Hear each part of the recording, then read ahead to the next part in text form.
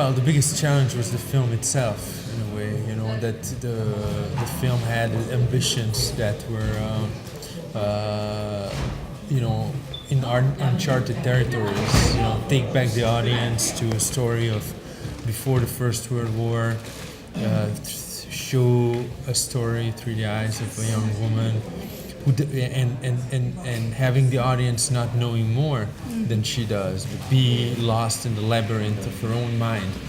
That presented with difficulties and ambitions on many levels, from screenplay to directing and cinematography, on all levels, I guess.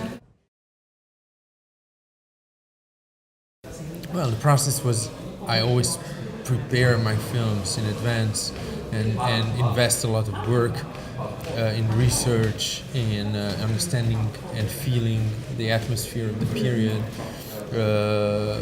getting to know more about this civilization that was at its height, in a way, it's zenith, but it was already, producing the poison to kill itself, in a way. So to have this kind of dichotomy between light and darkness that's presented throughout the film, that also pushed us to have it on all levels of the film. So the casting was lengthy and involving a lot of different nationalities and actors from different places. I had to coordinate that. That was pretty complicated, and also the writing itself. That was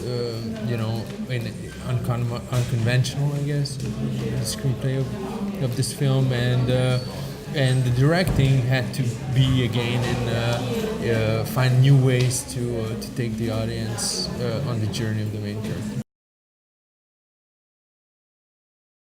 But I really would like to invite the audience to go back a little bit to the roots of cinema. That is being pushed off of their comfort zone. It's not.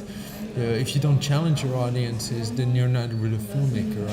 So my job as a film director is really to find new paths, because that's what the cinematic experiences should be about. Not doing the same film again and again, but trying to find new ways. And I think in today's world, in which cinema and period films are more and more following the same path, and there's a standardization of cinema and art, the style of cinema, even the aspect ratio is more and more widescreen for no reason. The colors seem more and more the same. This whole the so-called digital revolution gave rise to standardization, and I'm really trying to invite the audience to go back and I want to rely more on my audience and the frustration that the audience, some people in the audience might feel, is also the journey of the main character. This is how she feels because she cannot, piece together all the information that are around her.